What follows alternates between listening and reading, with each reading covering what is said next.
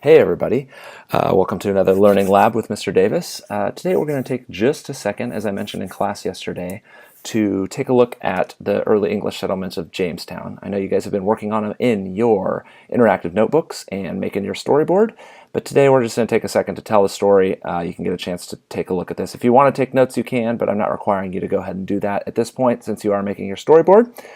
But let's go ahead and jump on in.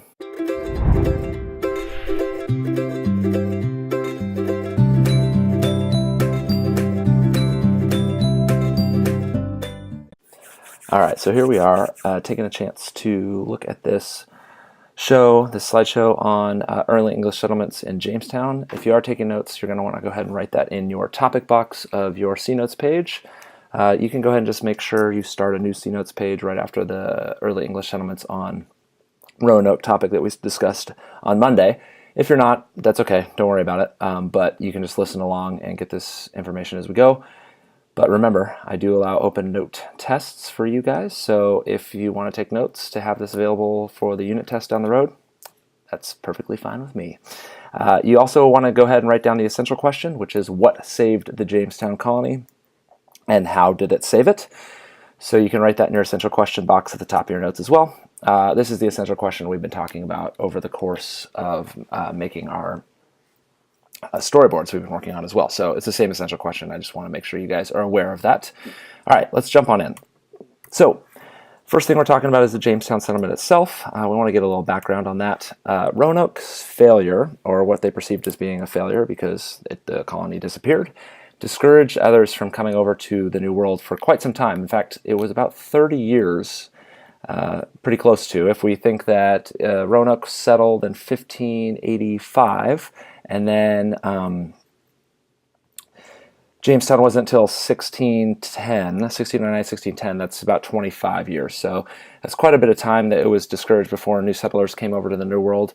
And it was quite a scary voyage for them to make that as well. So it would have been quite a motivation for them to want to do that, and Roanoke was discouraging them from making that decision. It was 1606 that a group of merchants actually began to seek charters for the right to organize a new settlement. The charters were issued by King James, who was the king at the time, in 1606. The thing that they formed when they received this charter was something called the Virginia Company of London.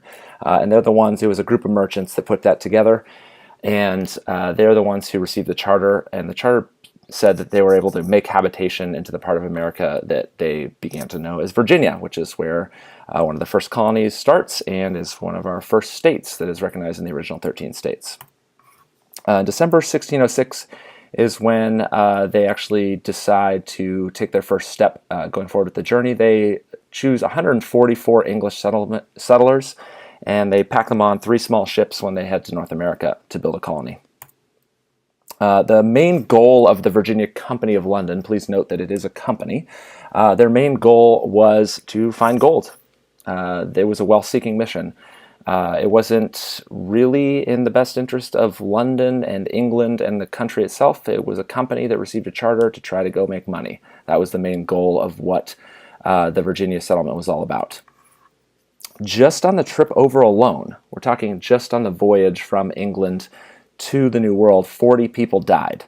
So if you leave with 144 and 40 people die, that's going to leave you with just over 100 people, and that's a big chunk of the people that you sought to bring on the journey are just gone.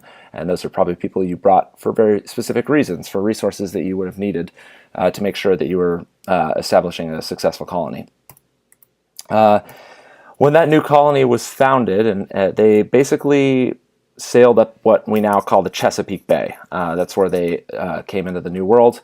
You can see it. I've pointed it out on the maps before in class. You should be able to see it sitting right smack in the middle of Virginia if you find the state on the map in the back of the classroom.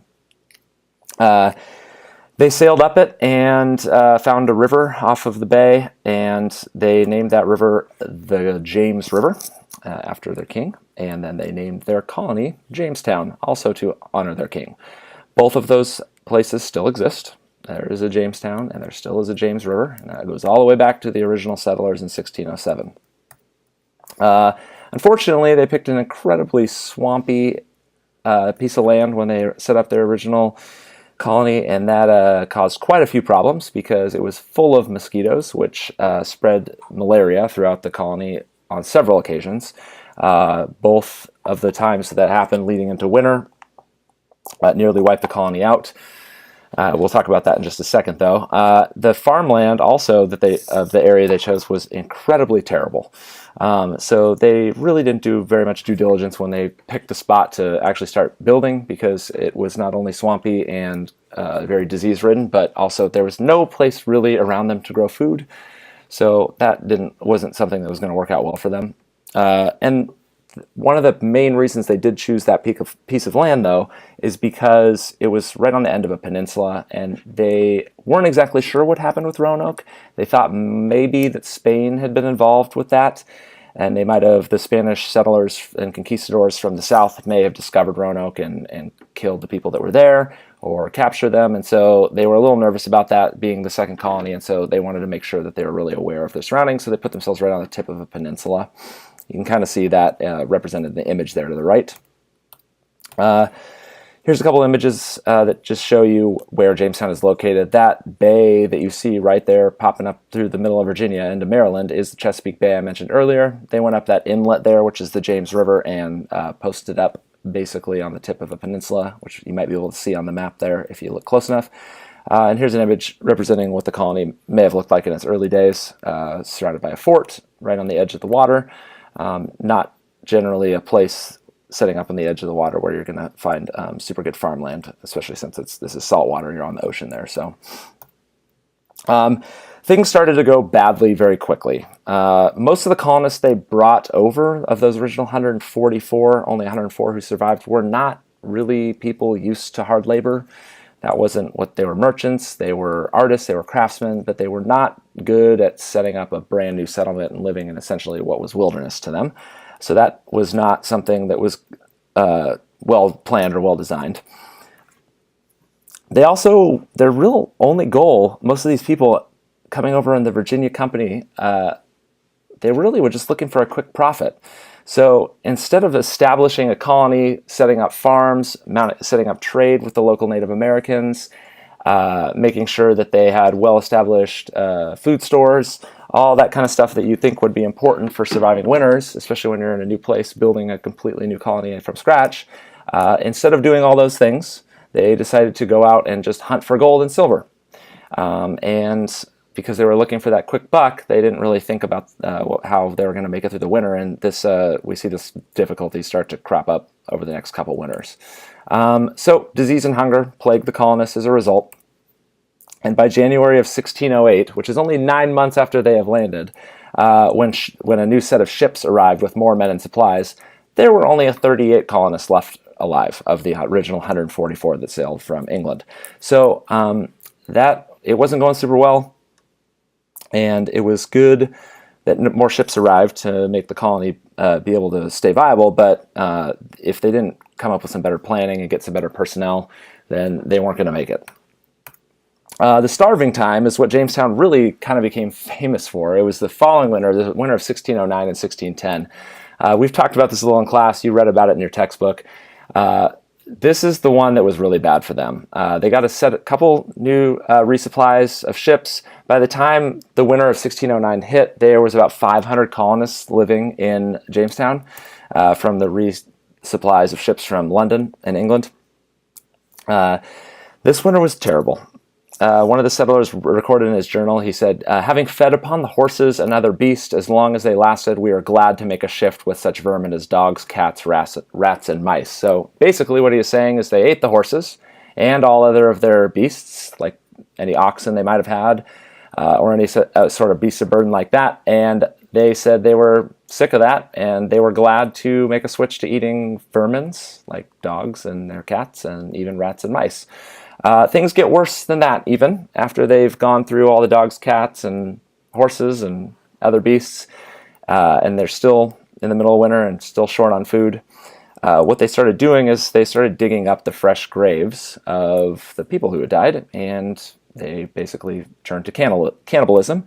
We've been able to prove this, archaeologists have been able to prove this because I think I mentioned in a few classes, but I'm not sure if I mentioned this in all, but they did find human teeth marks on some of the bones that were still dug up by archaeologists in the Jamestown Colony area in Virginia. Lovely.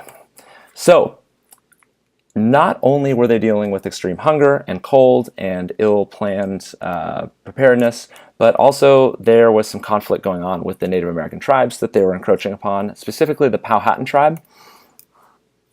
You have heard the story of the Powhatans a few times, especially when Miss Brainerd came in and spoke to us about Pocahontas, because Pocahontas was Chief Powhatan's daughter and had a wonderfully misrepresented Disney movie made about her.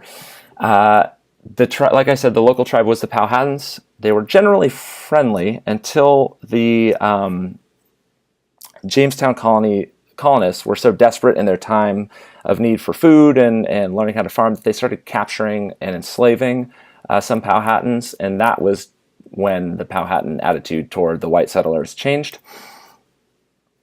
There was 300 desperate colonists that barricaded themselves inside their homes when the Powhatans essentially attacked the Jamestown colony. So not only have they dealt with multiple winters where they're down to almost nothing, down to 38 colonists and dropping down to 60 colonists from the original 500 they had going into the winter of 1609. But now we have a Native American tribe that they've made angry and is attacking them. So, as I just mentioned, after this winter and after the Powhatan attacks, there was 500 settlers going into that winter, the starving time winter. When the next set of ships arrived again in May of 1610, only 60 people were left alive of those original 500. So my question to you is, what do you think would motivate anyone to want to come to Jamestown after all of this? The first time, 144 people sail out, 40 people die on the journey. By the end of the first winter, only 38 left alive. Next winter hits, they've resupplied, 500 people are there. They go through a war with the Powhatans. They are eating each other and animals and dogs and cats, and they end up down to 60. So why would anyone want to continue to come to Jamestown? What do you think would make that happen? Well, the answer is tobacco, surprisingly enough. John Rolfe, who is actually the man who married Pocahontas, not John Smith, like the lovely Disney movie portrays it, discovers that swampy grounds in Virginia grow tobacco real good. And so when he discovered that you could grow tobacco and sell it for an extreme profit, it's relatively cheap to grow, it produces a large yield, the tobacco plant does, and those giant leaves turn into a lot of cigarettes and a lot of chewing tobacco and a lot of pipe tobacco that was really well sought after in England and other parts of Europe, and it quickly became a cash crop. I don't think we've defined the difference between cash crops and subsistence crops, but you can imagine what a cash crop is. It's simply something you grow to sell, not to sustain you like a subsistence crop would be. And he discovers this in 1614 and starts planning and realizing that he's going to make a ton of money off of this. Other tobacco farmers start expanding, and this is the motivation that I was referring to earlier on why people would want to come to Jamestown and how it ended up surviving. They realized that wealth and prosperity wasn't going to be found in the ground in gold. It wasn't going to be found by enslaving Native Americans, but they could start doing it by farming in the rich and fertile farmland that was in the North American continent. Like I mentioned earlier, Rolfe is the one who marries Pocahontas, trying to improve relationships between the Powhatans and the new white settlers. It works for a time, honestly. Actually, the relations settle down pretty well, but when Pocahontas goes back to Europe, she's not really used to a lot of the European diseases, which we see this story cropping up time and time again with the decimation of the Native American population through European diseases. Pocahontas actually dies within 3 years after she arrives in Europe. So pretty tragic story and a lot different than the Disney movie likes to tell it. She didn't so much paint with the colors of the wind, but die of smallpox. So that's unfortunate for her, and fortunate for the relationships between the Powhatans and the new white European settlers. Things don't tend to go well when those two things mix, as we see throughout our history. Like I mentioned earlier, Pocahontas was the daughter of Chief Powhatan himself, and just mentioned this, but she went to England in 1617, became sick, and died within 3 years. All right, we're almost to the end here. Representative government, and I wrote in parentheses, very important. This is the reason I write that is because this representative government, which we see very early on in the colonies, in fact, in the very first permanent colony in North America, sets the precedent for what we are going to be talking about with the establishment of democracy in America after the American Revolution. Early years in Jamestown were under strict rules of the Virginia Company. The Virginia Company dictated everything that was going on in Virginia, the laws, the regulations, the guidelines that they lived by. As the colony grew, more settlers started to become members of the colony. They decided that they should have some sort of say in what rules were being set, what laws were being set, not the Virginia Company dictating that to them. It was in 1619, which is only 11 years after the settlers settle in Jamestown, the company agrees to let them have a say in their own government. This is pretty revolutionary in 1619. Most Europeans would not have understood the concept of a representative government where the people actually get a say in the government. Most people in Europe, most white Europeans at this point in history would only understand what monarchy is and what type of government that is. Unless they're versed in the Roman Empire, there just hasn't been much examples of democracy or any sort of representative government in any part of Europe for some time. What they did is they elected what they call, and they still call them this in England, burgesses to an assembly. A burgess is essentially what we call a House of Representative member or representative. And an assembly is that same thing. It's just a grouping together of the burgesses to make decisions on laws.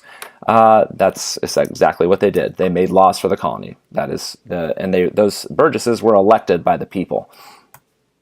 The House of Burgesses met in a small church in Jamestown. In 1619, we're now 11 or 12 years after the beginning of the settlement. The Virginia Company sends 100 women to Jamestown. They realize very quickly that the colony is not going to become self-sustaining unless it's more family-oriented.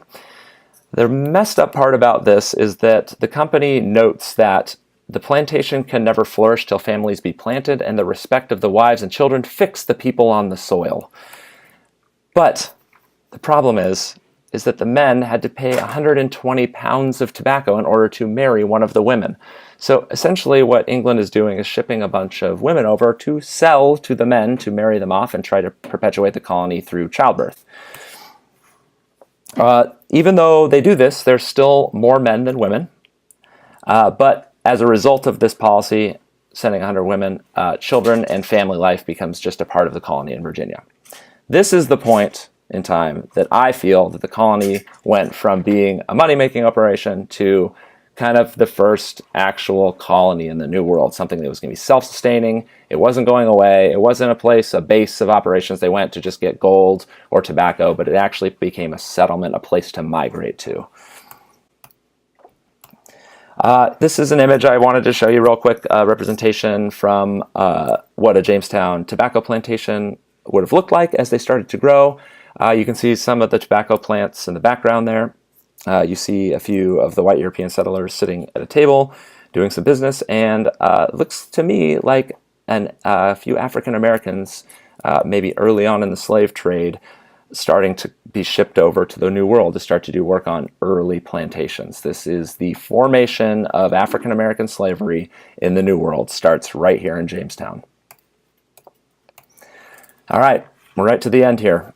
Large tobacco plantations required much labor, and the bigger the plantations were, the more profitable they were, so it made sense to make huge plantations, which required even more labor and more people, and the farms just kept expanding as they made more money.